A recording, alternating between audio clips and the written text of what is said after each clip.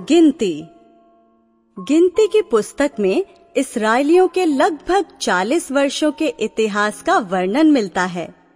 ये सिनै पर्वत से प्रस्थान से लेकर परमेश्वर के प्रतिज्ञात देश की पूर्वी सीमा तक पहुंचने का वर्णन है। इस पुस्तक का नाम इसके विवरण की एक प्रमुख विशेषता को दर्शाता है, अर्थात इस्राएलियों की जनगणना को जो मूसा ने सिनै पर्वत से प्रस्थान से पहले की थी और पुनः एक पीढ़ी बाद यर्दन के पूर्व की ओर मोआब में की थी। इन दोनों जनगणनाओं के बीच इस्राएली कनान देश की दक्षिणी सीमा कादेश बरने पर पहुँचे, परंतु वहां से वे प्रतिज्ञात देश में प्रवेश न कर सके। उस क्षेत्र में कई वर्ष व्यतीत करने के बाद वे यर्दन नदी के पूर्वी क्षेत्र की ओर गए। वहां इस्राएलियों के कुछ गोत्र बस गए और वहीं शेष गोत्रों ने यर्दन नदी पार करके कनान देश में जाने की तैयारी की। गिनती की पुस्तक में एक ऐसी जाति का विवरण मिलता है जो कठिनाइयों के सामने निराश और घबरा गई थी। उसने परमेश्वर और परमेश्वर द्वारा नियुक्त अपने अगुए मूसा के विरुद्ध विद्रोह किया था। ये उसके लोगों की कमजोरियों और आज्ञा उल्लंघनों के बावजूद उनके प्रति परमेश्वर की विश्वास योग्यता और उसकी निरंतर देखरेख का विवरण है। ये परमेश्वर और उसके लोगों दोनों के प्रति मूसा के संपूर्ण समर्पण का भी वर्णन है, यद्यपि कभी कभी वो अधीर हो उठता था। गिनती अध्याय 1। इस्राएलियों की प्रथम जनगणना। इस्राएलियों के मिस्र देश से निकल जाने के दूसरे वर्ष के दूसरे महीने के पहले दिन को यहोवा ने सीनै के जंगल में मिलाप वाले तंबू में मूसा से कहा, इस्राएलियों की सारी मंडली के कुलों और पितरों के घरानों के अनुसार एक एक पुरुष की गिनती नाम ले लेकर करना। जितने इस्राएली 20 वर्ष या उससे अधिक आयु के हों और जो युद्ध करने के योग्य हों, उन सबों को उनके दलों के अनुसार तू और हारून गिन ले। और तुम्हारे साथ एक एक गोत्र का एक एक पुरुष भी हो जो अपने पितरों के घराने का मुख्य पुरुष हो। तुम्हारे उन साथियों के नाम ये हैं, अर्थात रूबेन के गोत्र में से शदेऊर का पुत्र एलीसूर, शिमोन के गोत्र में से सूरी शद्दे का पुत्र शलूमीएल और यहूदा के गोत्र में से अम्मीनादाब का पुत्र नहशोन, इस्साकार के गोत्र में से सुआर का पुत्र नतनेल, जबनूल के गोत्र में से हेलोन का पुत्र एलियाब, यूसुफ वंशियों में से ये हैं, अर्थात एप्रैम के गोत्र में से अम्मीहूद का पुत्र एलीशामा और मनश्शे के गोत्र में से पदासूर का पुत्र गमलीएल, बिन्यामीन के गोत्र में से गिदोनी का पुत्र अबीदान, दान के गोत्र में से अम्मीशद्दे का पुत्र अहीएजेर, आशेर के गोत्र में से ओक्रान का पुत्र पगीएल, गाद के गोत्र में से दुएल का पुत्र एलियासाप, नप्ताली के गोत्र में से एनाम का पुत्र अहीरा।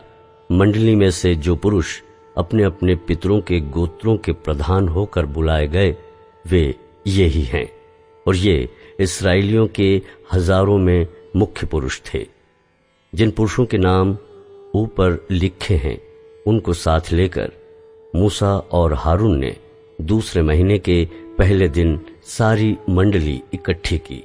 तब इस्राएलियों ने अपने अपने कुल और अपने अपने पितरों के घराने के अनुसार 20 वर्ष या उससे अधिक आयु वालों के नामों की गिनती करवा के अपनी अपनी वंशावली लिखवाई। जिस प्रकार यहोवा ने मूसा को जो आज्ञा दी थी उसी के अनुसार उसने सीनै के जंगल में उनकी गणना की। इस्राएल के पहलोठे रूबेन के वंश के जितने पुरुष अपने कुल और अपने पितरों के घराने के अनुसार 20 वर्ष या उससे अधिक आयु के थे और जो युद्ध करने के योग्य थे, वे सब अपने अपने नाम से गिने गए। और रूबेन के गोत्र के गिने हुए पुरुष 46,500 थे। शिमोन के वंश के जितने पुरुष अपने कुलों और अपने पितरों के घरानों के अनुसार 20 वर्ष या उससे अधिक आयु के थे और जो युद्ध करने के योग्य थे, वे सब अपने अपने नाम से गिने गए। और शिमोन के गोत्र के गिने हुए पुरुष 59,300 थे। गाद के वंश के जितने पुरुष अपने कुलों और अपने पितरों के घरानों के अनुसार 20 वर्ष या उससे अधिक आयु के थे और जो युद्ध करने के योग्य थे, वे सब अपने अपने नाम से गिने गए। और गाद के गोत्र के गिने हुए पुरुष 45,650 थे। यहूदा के वंश के जितने पुरुष अपने कुलों और अपने पितरों के घरानों के अनुसार 20 वर्ष या उससे अधिक आयु के थे और जो युद्ध करने के योग्य थे, वे सब अपने अपने नाम से गिने गए। और यहूदा के गोत्र के गिने हुए पुरुष 74,600 थे। इस्साकार के वंश के जितने पुरुष अपने कुलों और अपने पितरों के घरानों के अनुसार 20 वर्ष या उससे अधिक आयु के थे और जो युद्ध करने के योग्य थे, वे सब अपने अपने नाम से गिने गए। और इस्साकार के गोत्र के गिने हुए पुरुष 54,400 थे। जबूलून के वंश के जितने पुरुष अपने कुलों और अपने पितरों के घरानों के अनुसार 20 वर्ष या उससे अधिक आयु के थे और जो युद्ध करने के योग्य थे, वे सब अपने अपने नाम से गिने गए। और जबूलून के गोत्र के गिने हुए पुरुष 57,400 थे। यूसुफ के वंश में से एप्रैम के वंश के जितने पुरुष अपने कुलों और अपने पितरों के घरानों के अनुसार 20 वर्ष या उससे अधिक आयु के थे और जो युद्ध करने के योग्य थे, वे सब अपने अपने नाम से गिने गए। और एप्रैम गोत्र के गिने हुए पुरुष 40,500 थे।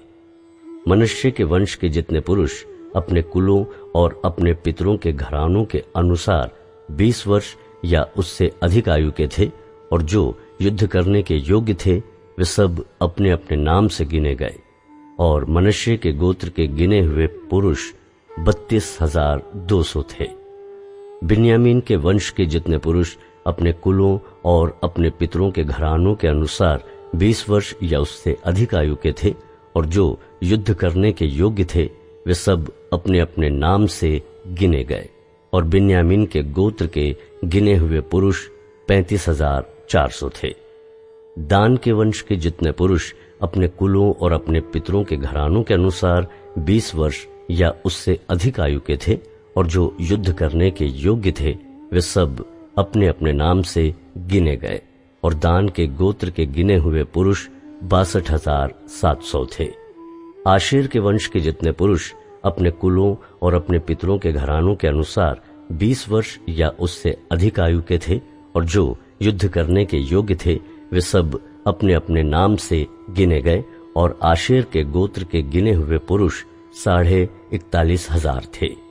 नप्ताली के वंश के जितने पुरुष अपने कुलों और अपने पितरों के घरानों के अनुसार 20 वर्ष या उससे अधिक आयु के थे और जो युद्ध करने के योग्य थे, वे सब अपने अपने नाम से गिने गए। और नप्ताली के गोत्र के गिने हुए पुरुष 53,400 थे। इस प्रकार मूसा और हारून और इस्राएल के 12 प्रधानों ने, जो अपने अपने पितरों के घराने के प्रधान थे, उन सबों को गिन लिया और उनकी गिनती यही थी। इसलिए जितने इस्राएली 20 वर्ष या उससे अधिक आयु के होने के कारण युद्ध करने के योग्य थे, वे अपने पितरों के घरानों के अनुसार गिने गए। और वे सब गिने हुए पुरुष मिलाकर 6,03,550 थे। इनमें लेवी अपने पितरों के गोत्र के अनुसार नहीं गिने गए, क्योंकि यहोवा ने मूसा से कहा था, लेवी गोत्र की गिनती इस्राएलियों के संग न करना, परंतु तू लेवियों को साक्षी के तंबू पर और उसके कुल सामान पर, अर्थात जो कुछ उससे संबंध रखता है, उस पर अधिकारी नियुक्त करना और कुल सामान सहित निवास को वे ही उठाया करें और वे ही उसमें सेवा टहल भी किया करें और तंबू के आसपास वे ही अपने डेरे डाला करें। और जब जब निवास को आगे ले जाना हो, तब तब लेवीय उसको गिरा दें, और जब जब निवास को खड़ा करना हो तब तब लेवीय उसको खड़ा किया करें, और यदि कोई दूसरा समीप आए तो वो मार डाला जाए। इजरायली अपना अपना डेरा अपनी अपनी छावनी में और अपने अपने झंडे के पास खड़ा किया करे, पर लेवीय अपने डेरे साक्षी के तंबू ही के चारों ओर खड़े किया करे। कहीं ऐसा ना हो कि इजरायलियों की मंडली पर मेरा कोप भड़के और लेवीय साक्षी के तंबू की रक्षा किया करे। जो आज्ञाएं यहोवा ने मूसा को दी थी, इजरायलियों ने उन्हीं के अनुसार किया।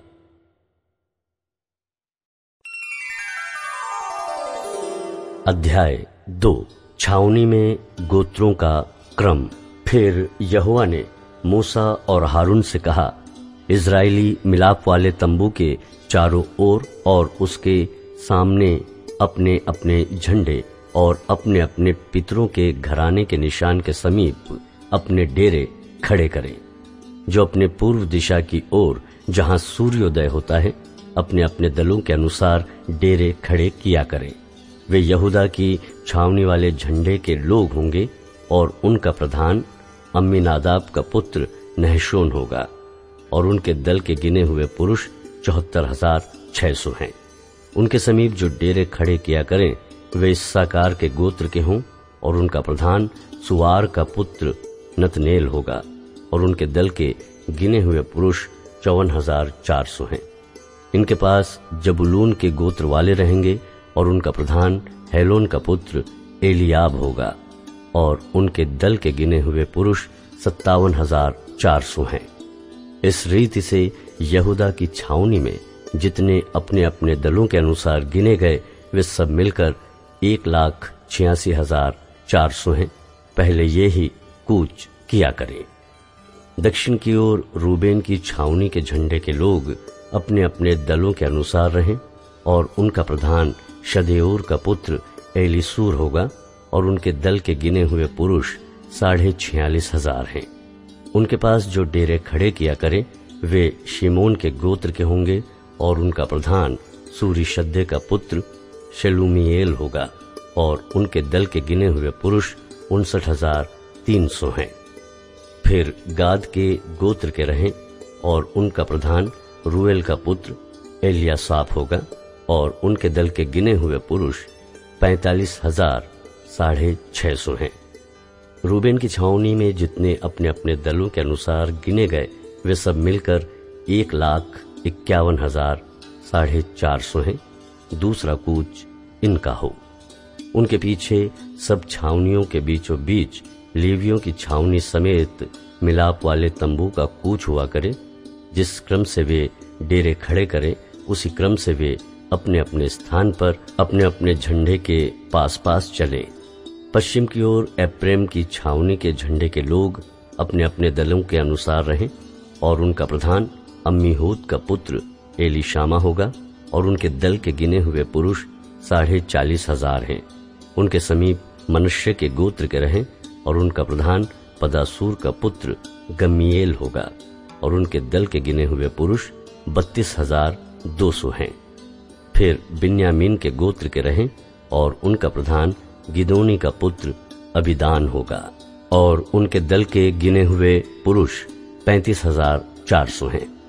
एप्रेम की छावनी में जितने अपने अपने दलों के अनुसार गिने गए वे सब मिलकर 1,08,100 पुरुष हैं।